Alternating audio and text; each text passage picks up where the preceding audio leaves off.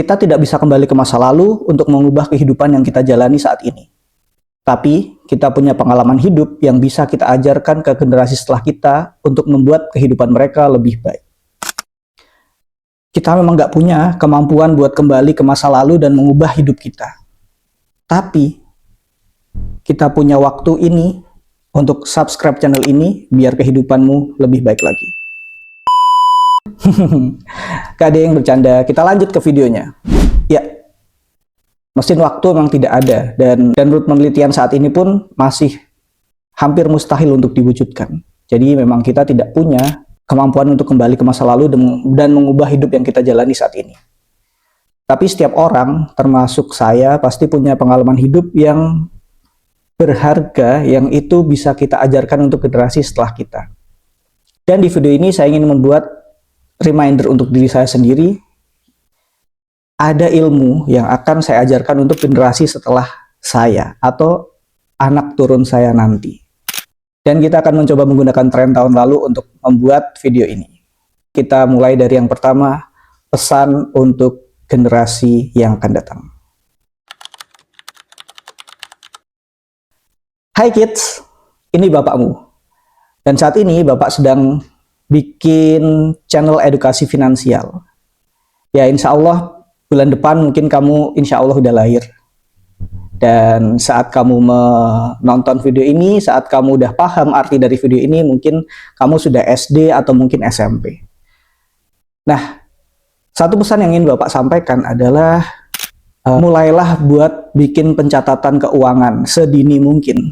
Nah, itu adalah kesalahan yang mungkin Bapak lakukan di waktu dulu gitu. Sejak kecil Bapak tidak pernah diajari untuk mencatat pemasukan dan pengeluaran secara detail gitu. Dan nggak tahu juga maksudnya apa, kenapa harus dicatat. Toh uang juga akan habis gitu.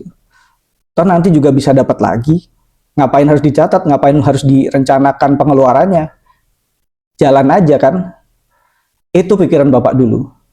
Tapi sekarang Bapak sudah paham bahwa itu sangat penting. Jadi, besok Bapak akan mengajarkanmu untuk melakukan pencatatan keuangan dari pemasukan dan pengeluaran sedetail mungkin, sedini mungkin. Mungkin waktu kamu kecil, kamu bakal lihat Bapak dan Ibumu akan rajin mencatat pengeluaran harian. Dan mulai SD, kami akan mulai mengajarkanmu untuk melakukan pencatatan keuanganmu sendiri. Dan di SMP mungkin kami akan mulai lepaskan pencatatan itu sendiri, dan kami hanya memonitoringnya aja.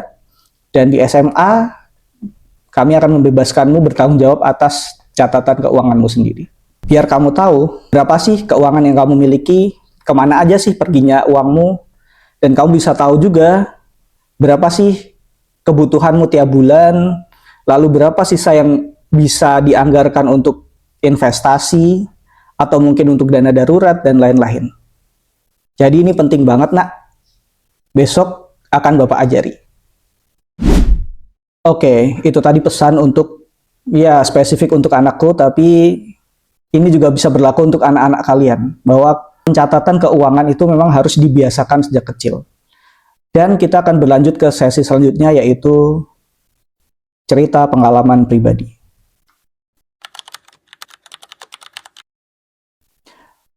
Oke teman-teman, sebenarnya aku sendiri pun buat melakukan pencatatan keuangan juga belum dari kecil terbiasa, enggak gitu.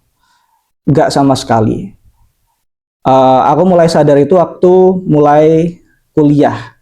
Waktu itu aku udah living cost sendirian, jadi tanggung jawab keuangan juga sudah dipegang sendiri. Itu mulai aku lakukan pencatatan keuangan. Tapi masih banyak banget yang miss, maksudnya tidak rajin gitu loh.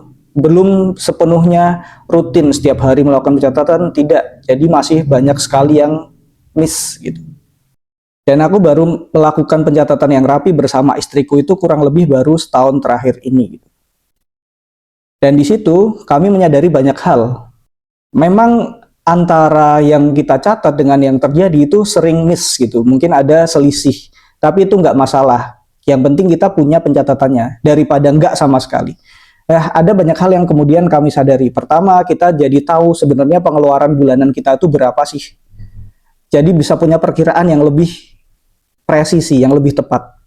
Kedua, kami juga bisa tahu, oh ternyata pendapatan kita tuh masih ada sisa loh. Dan kita bisa lebih bijak buat mengalokasikannya.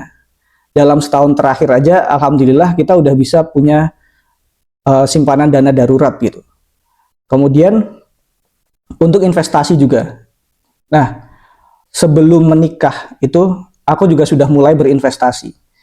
Dan dana investasiku sebagian besar aku ambil untuk kebutuhan pernikahan. Dan dalam waktu 1 tahun, dengan kita rajin melakukan pencatatan, kita tahu berapa yang bisa kita alokasikan untuk dana darurat, berapa yang bisa kita alokasikan untuk investasi. Dalam setahun itu, bahkan investasi kami bisa ya sedikit lebih banyak daripada sebelum waktu aku menikah, sebelum waktu diambil.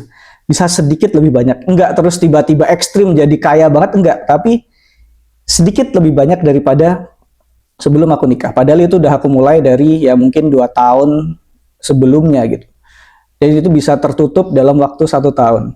Dengan apa? Salah satunya pencatatan yang rajin. Jadi bisa lebih pasti berapa sih yang bisa kita alokasikan, itu bisa lebih tahu teman-teman. Dan itulah pentingnya pencatatan keuangan. Salah satu dasar financial literasi adalah accounting and budgeting, pencatatan keuangan. Nah, kita lanjut ke sesi 3, kritik untuk sistem pendidikan Indonesia. Mungkin ini adalah sesi paling berat dalam video ini. Diskusi yang paling berat adalah di sini.